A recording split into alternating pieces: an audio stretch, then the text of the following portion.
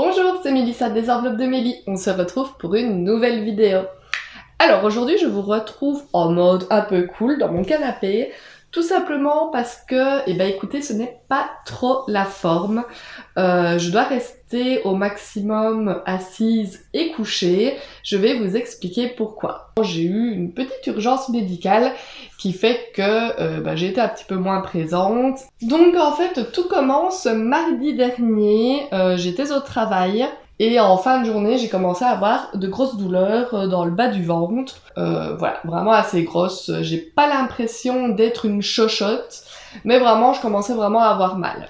Donc, vous savez, moi je suis caissière, donc j'étais assise sur mon tabouret. Et donc, c'est au moment où je me suis mise debout pour aller récupérer mes affaires et finir journée. Il était 19h. Du coup, j'ai été récupérer mes affaires, je me suis dirigée vers la voiture, etc. Et les douleurs n'ont fait que de s'amplifier. Quand je suis arrivée à la maison, j'étais pliée en deux. J'avais vraiment hyper mal. Donc je suis arrivée, je me suis directement couchée dans le canapé parce que je m'étais dit que les douleurs allaient passer comme ça. Directement j'ai senti que ça ne s'améliorait pas, donc j'ai demandé à mon compagnon de me donner un ibuprofène, un Buscopan et d'aller me chercher une poche de glace pour déposer sur mon ventre parce que j'avais vraiment très très mal. J'ai même pleuré tellement j'avais mal.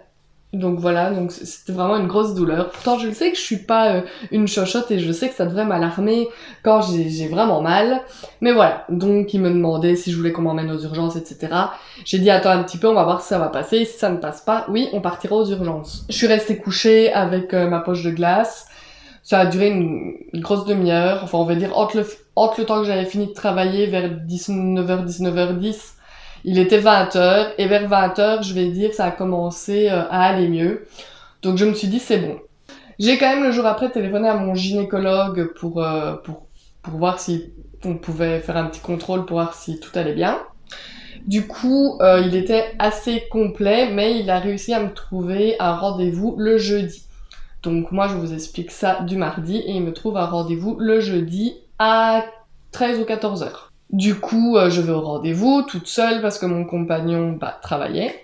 Et là, du coup, il m'examine sous toutes les coutures et il me fait une échographie, je sais pas comment on dit celle-là, mais à l'intérieur, quoi, voilà. Avec sa sonde à l'intérieur pour faire une échographie vue de l'intérieur. Et en fait, il s'avère que j'ai un kyste à mon ovaire droit qui fait 3,5 cm, que j'ai fait une rupture de kyste. Alors, je sais pas trop expliquer comme ça ce qu'est une rupture de kyste, mais en soi, c'est quand le kyste se rompt et il commence à faire une hémorragie interne. Et donc, la douleur que j'ai ressentie si forte, c'est tout simplement le sang qui se répandait à l'intérieur de mon ventre. C'est pas du sang qui peut s'éliminer par en bas comme les règles, etc. C'est du sang qui reste pris au piège, entre guillemets, si je puis dire, à l'intérieur.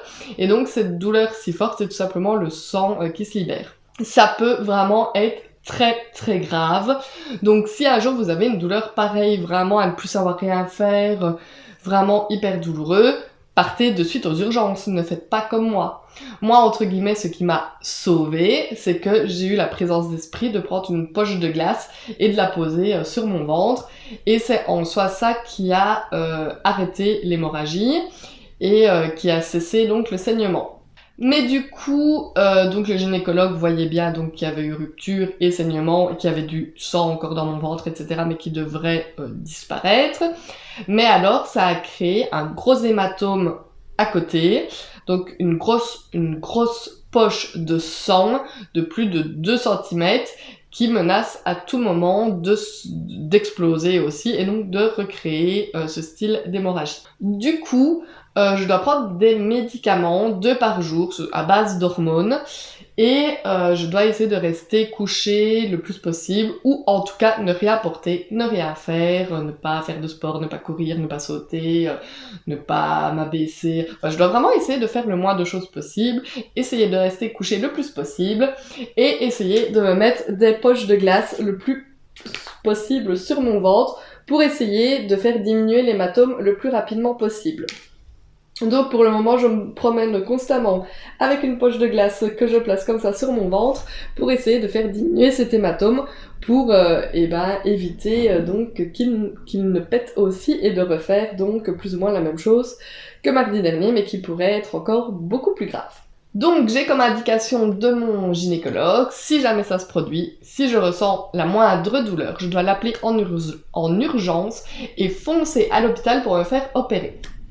Alors il faut savoir moi que mon gynécologue il est néerlandophone, moi je suis donc francophone, il parle très bien français, mais des fois je le vois quand il est tracassé et il ne me donne pas toutes les informations.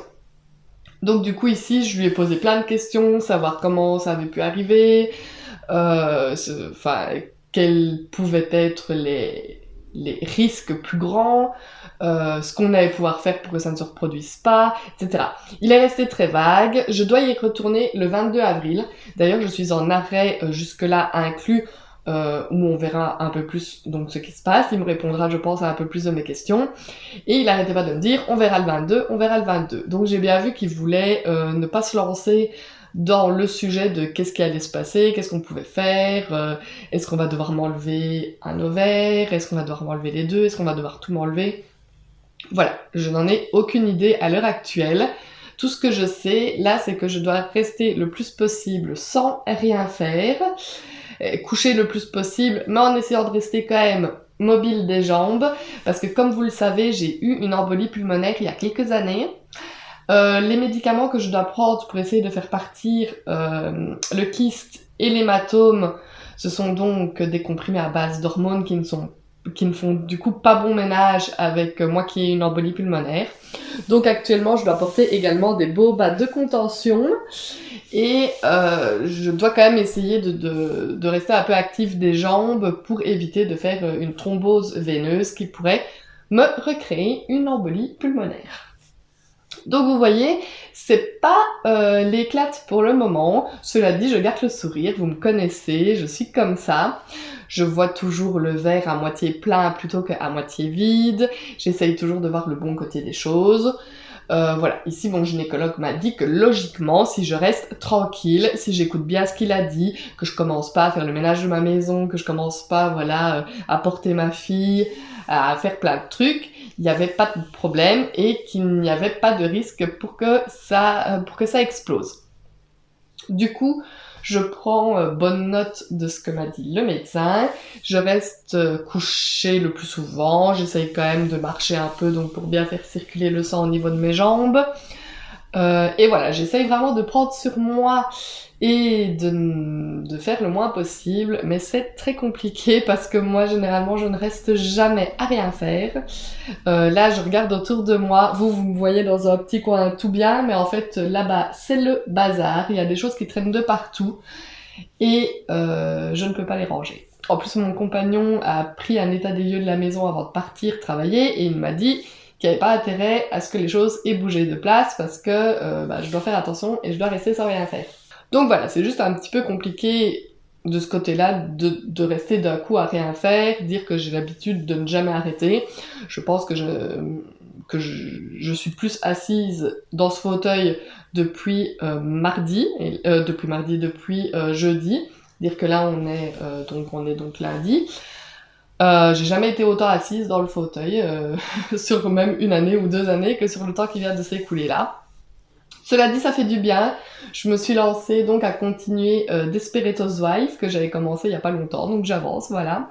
Je vais regarder aussi la série sur Rick et Michonne pour les fans de Walking Dead. Bah voilà, je vais me lancer dans Rick et Michonne.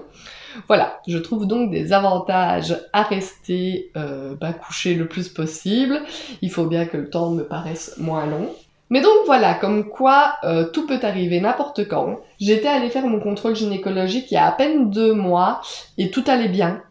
Il m'avait déjà refait une échographie comme ça à l'intérieur, comme j'avais changé, j'ai mis un stérilet suite justement à mon embolie où je ne pouvais plus prendre la pilule contraceptive étant donné que c'est risqué pour refaire une embolie. On m'avait mis un stérilet et il contrôle régulièrement qu'il est bien en place, etc. Et à ce moment-là, il n'y avait rien, il n'avait rien vu, tout allait bien, et en 2 mois, voilà, j'ai un kyste de 3 cm et demi qui apparaît, je fais une rupture de kyste, voilà, j'ai un truc quand même assez grave qui menace d'exploser à tout moment si j'en fais de trop. Donc voilà, la vie peut quand même assez vite basculer. J'en ai déjà fait l'expérience une fois, là ce sera la deuxième. Donc tout peut bah voilà, dégénérer en quelques secondes. Donc, donc voilà, j'avais envie de vous raconter un petit peu ce qui m'arrivait parce que j'ai toujours été transparente avec vous, je vous ai toujours tout raconté. Je me dis que pour plus tard, ça fait peut-être des souvenirs pour moi aussi de pouvoir revoir ce qui s'est passé dans ma vie, voilà, parce que des fois les souvenirs se diminuent un peu, on ne se rappelle plus aussi bien les choses, et vu qu'ici je vous explique à chaque fois tout en détail, je pourrais revoir mes souvenirs nickel. Donc voilà, franchement, je vous le redis, si un jour vous sentez une douleur comme ça, vraiment, enfin, vous pouvez pas louper. Je pense que déjà nous, les femmes, on a une tolérance à la douleur un peu supérieure.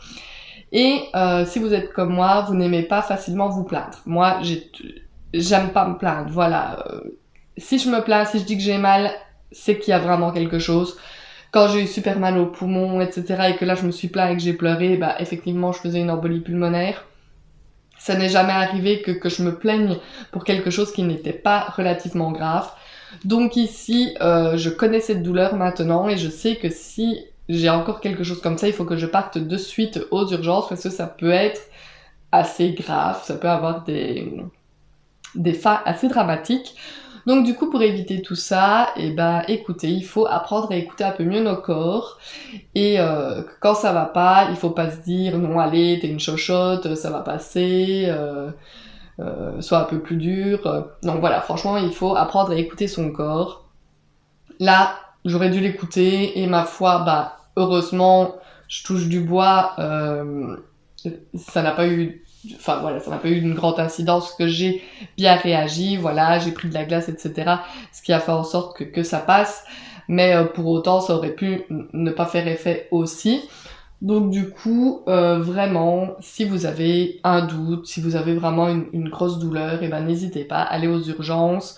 C'est là pour ça, on paye quand même des mutuelles, des assurances hospitalisation, etc. C'est pour pouvoir s'en servir justement quand il y en a besoin. Si on n'utilise pas ça dans ces moments-là, je vois pas quand est-ce que... à quoi ça nous sert de payer tout ça en fait. Donc voilà. Donc ici actuellement, bah là on est lundi 15 peut-être, ou 14, je ne sais plus, je suis un peu perdue dans les jours. Je dois retourner voir mon gynécologue lundi 22, donc dans une semaine. Donc là encore pendant une semaine, je dois faire le moins de choses possible. Bien faire attention, au moindre signe d'alerte, je dois le contacter et partir en urgence à l'hôpital. Donc voilà, ça me fait une petite semaine de congé qui n'était pas prévue. Et là, je peux vraiment dire du coup que ce sont des congés. Parce que généralement, je pense que vous êtes sûrement dans le même cas que moi, quand on prend des congés, on fait tout sauf se reposer. Voilà, on est occupé à tout faire, à faire le ménage intégral de sa maison, à s'occuper des enfants, à faire mille et une choses qu'on n'a pas le temps de faire en temps normal puisqu'on travaille. Et bah écoutez, là pour le coup, c'est une vraie semaine de repos parce que je ne peux rien faire. Donc à part regarder ma télévision, dormir, être sur mon téléphone un peu à faire tout et n'importe quoi, regarder Instagram, des vidéos YouTube, je ne fais quasi rien d'autre. Bon, j'essaie quand même de faire le souper, etc., des choses pas trop compliquées, je le fais quand même, mais voilà, je reste vraiment le plus possible sans rien faire, comme me l'a conseillé mon gynécologue. Dites-moi un petit peu en commentaire si vous avez déjà vécu quelque chose de similaire, si vous avez déjà fait une rupture de kyste, si vous pouvez confirmer que c'est une douleur transperçante. J'avais presque l'impression qu'on m'avait enfoncé des couteaux ou que j'explosais de l'intérieur. Je sais pas vraiment comment décrire cette douleur, mais c'était vraiment une douleur très très forte. Pour en pleurer, bah forcément vous vous doutez que ça devait être assez fort. Donc voilà, dites-moi en commentaire si vous avez déjà vécu ça, si vous avez déjà eu plus ou moins la même chose que moi, et ce qui a été la suite. Voilà, parce que là, moi, je suis totalement dans le flou, je ne sais pas du tout ce qui va se passer. Est-ce que quand je vais y retourner, le kyste sera parti avec le traitement de médicaments ou pas? S'il n'est pas parti, qu'est-ce que je vais devoir faire? Est-ce que je vais devoir me faire opérer?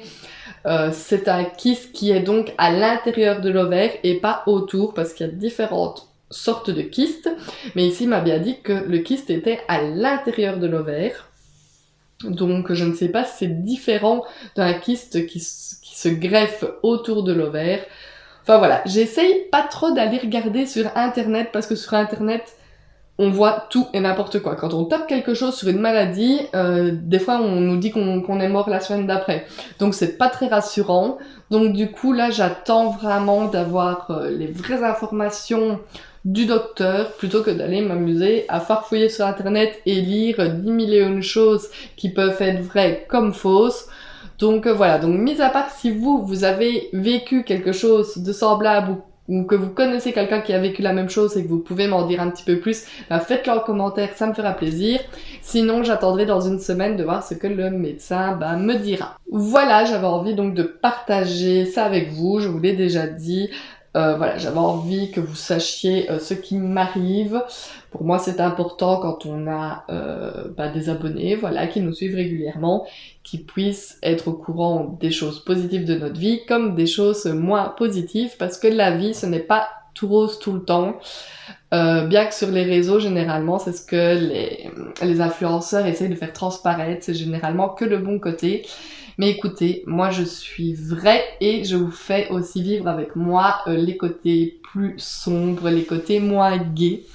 C'est donc tout pour cette petite vidéo, je vais essayer de me poser tranquille dans le fauteuil et faire le petit montage pendant la journée, et je vous posterai ça, j'espère ce soir. Comme d'habitude, si vous n'êtes pas encore abonné à ma chaîne, je vous invite à le faire. Comme vous pouvez le voir ici, on parle un peu de tout et de n'importe quoi, principalement le système des enveloppes budgétaires, mais je fais également des retours de courses, des petits vlog time, des petits story time, voilà, je vous explique un peu ma vie, on peut faire du ménage, des recettes, enfin voilà, c'est une chaîne un peu variée je pense, et j'essaye de vous montrer un petit peu tous les aspects de ma vie. N'hésitez pas à me laisser non plus des petits pouces vers le haut, et moi je vous dis à bientôt dans une prochaine vidéo. Bye bye!